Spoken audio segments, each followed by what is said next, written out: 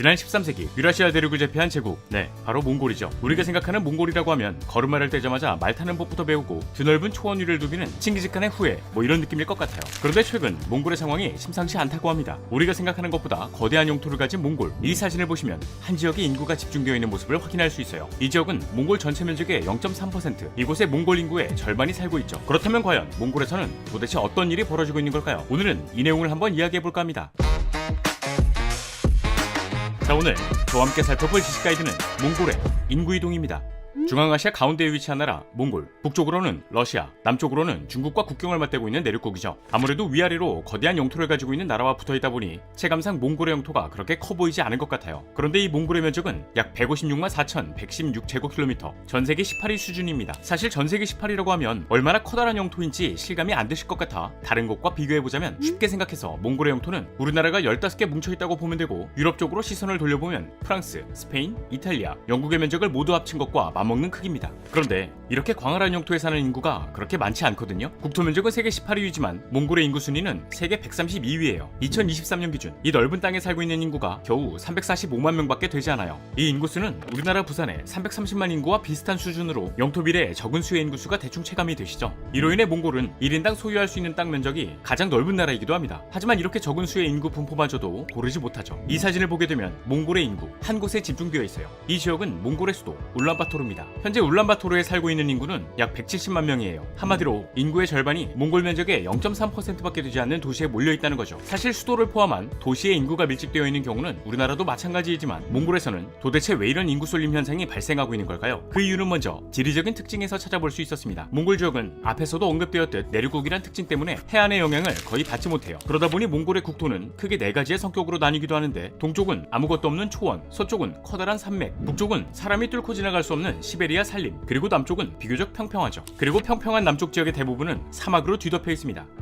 바로 고비 사막이죠. 때문에 지역마다 차이를 보이고 있긴 하지만 몽골의 평균 해발 고도는 약 1580m, 울란바토르는 1350m로 대부분의 지역이 고지대예요. 당연히 고지대가 많다 보니 내륙은 건조하고 서쪽으로 갈수록 연교차도 크고 특히 겨울에는 진짜 춥거든요. 일단 몽골의 계절은 7월에서 8월만 여름이고 9월부터는 슬슬 싸늘해지기 시작해 10월부터 4월까지는 쭉 겨울이에요. 한창 추울 때는 영하 40도 이하로 내려가기도 해서 우리나라 사람들은 쉽게 경험해보지 못할 극심한 추위가 이어진다고 하죠. 또 이곳의 특징이 연간 일조량이 231에서 260일, 즉 맑은 날이 많습니다. 반대로 연평균 강수량은 약 300mm 정도라서 비가 많이 안 와요. 우리나라의 연평균 강수량은 1277mm, 세계 평균은 807mm인 것과 비교해보면 몽골의 강수량은 매우 적다는 걸 알 수 있죠. 그리고 이런 환경적인 요인들은 몽골에서 나타나고 있는 인구 밀집에 큰 영향을 미쳤어요. 일단 몽골 인구의 30% 이상이 목축업을 하고 있거든요. 인구가 345만 명인데 가축의 수는 7천만 마리로 광활한 초원에다가 소, 말, 양, 염소, 낙타를 풀어놓고 키우는 경우가 많죠. 그런데 몽골에서는 주기적으로 찾아오는 불청객으로 인해 엄청난 피해를 보고 있다고 합니다. 바로 조드. 여기서 말씀드린 조드라는 것은 몽골에서 여름의 가뭄 뒤에 찾아오는 겨울의 극심한 가뭄, 또는 영하 50도까지 떨어지는 혹한의 재앙을 말해요. 조드는 크게 눈이 많이 오지 않아서 가뭄으로 가축들이 물을 먹지 못해 죽는 하르조드, 반대로 눈이 너무 많이 와서 가축들이 떼죽음을 당하는 차강조드로 나뉘죠. 그리고 이 조드가 찾아올 때면 초원에서 뛰어놀던 가축들이 얼어 죽거나 먹이를 찾지 못해서 굶어 죽게 되는데, 이게 얼마나 심각했으면 과거 거대한 용토를 지배했던 몽골에서 전사는 화살 한 발에 죽고 부자는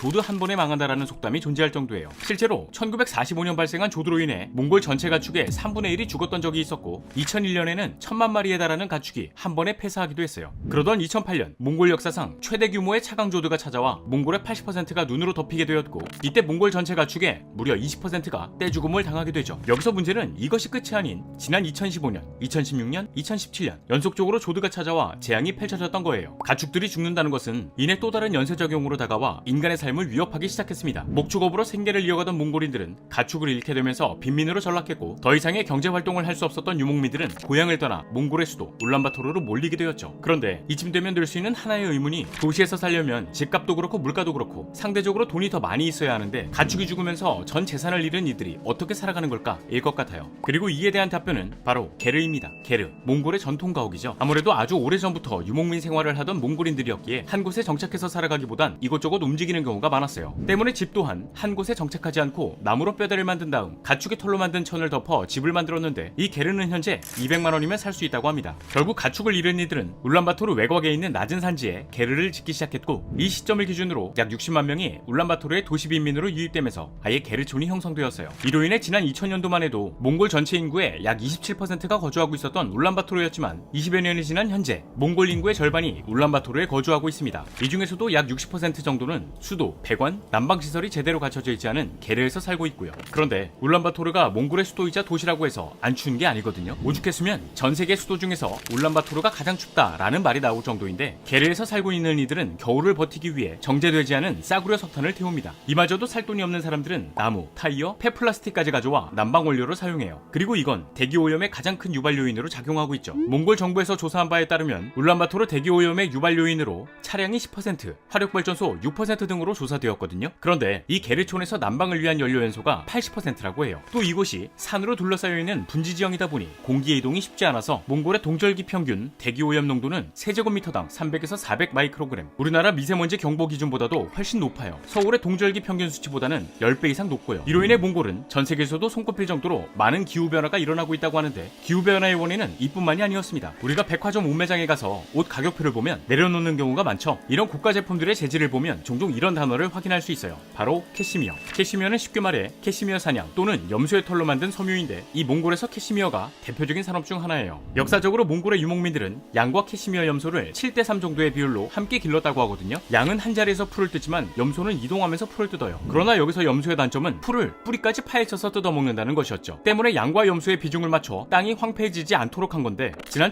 1978년을 시점으로 몽골에서 캐시미어 산업이 경제에 크게 일조했고 질 좋은 캐시미어를 대량으로 생산해서 내다 팔기 위해 어느 순간부터 양보다는 염소를 더 많이 키우기 시작했죠. 당연히 염소는 풀을 뿌리까지 신나게 뜯어먹으면서 종자를 없애갔죠. 그런데 이 와중에 몽골의 겨울철 기온이 오르게 되면서 내리는 눈의 양이 크게 줄어들게 됩니다. 원래 몽골에서는 겨울철 쌓인 눈이 땅을 적시면서 가축들의 먹이인 풀을 무성하게 해줬어요. 하지만 염소의 비중이 늘어남과 동시에 눈의 양이 줄어 이른바 사막화 현상이 진행되기 시작했죠. 이로 인해 2020년 기준 몽골 국토 면적의 약 3.5%에 달하는 토지가 황폐해졌고 이때 황폐해진 토지의 94.5%는 몽골의 목초지나 초원이었습니다. 결국 몽골 남쪽의 사막이 점점 북쪽으로 확장되고 있는 상황이죠. 이는 점점 더 많은 지역에 영향을 미쳐 현재 몽골은 국토의 90%가 사막화 현상을 겪고 있다고 해요. 그리고 이 문제는 몽골뿐만이 아닌 주변국의 자연재해 빈도를 급증시키는 원인으로 지목되기도 하는데요. 몽골에 쌓인 눈은 모래먼지가 일어나지 않도록 지면을 눌러서 황사를 막아왔다고 합니다. 하지만 이제 눈이 쌓이지 않으니까 바람이 불면 그대로 모래먼지가 날리고 모래먼지가 날리면 날릴수록 몽골의 토지는 점점 더 말라가고 있어요. 때문에 유목민들을 포함한 몽골인들은 황폐해진 지역에서 살 수 없다 보니 계속해서 울란바토르와 도시로 이동하면서 인구가 밀집되고 있고 이 현상은 또 다른 지역에서 사막화를 발생시키는 악순환의 굴레에 빠진 거죠. 그래도 이 상황을 몽골 정부가 지켜만 보고 있던 것은 아니에요. 이전부터 몽골 정부에선 다양한 형태의 도시 개발을 시도한 적도 있었고 이 중에는 신도시 건설 경험이 많은 우리나라가 수주를 따서 한국형 도시를 건설하고 있어요. 또한 조드가 찾아올 때면 축사를 지원해주거나 사료작물을 나눠주기도 하고 대기오염의 원흉을 제거하기 위해 빈민층을 대상으로 무연탄을 보급하기도 하고 장기적으로 봤을 땐 게르촌에도 중앙난방을 연결하는 등의 방안을 추진하고 있죠. 다만 세계에서 가장 빠르게 기후가 변화하고 있는 몽골인 만큼 난민은 계속 늘고 대기오염은 점차 심각해질 것으로 예상되는 현재 앞으로 몽골의 인구 이동이 어떤 방향으로 흘러갈지 지켜봐야 할 것 같네요.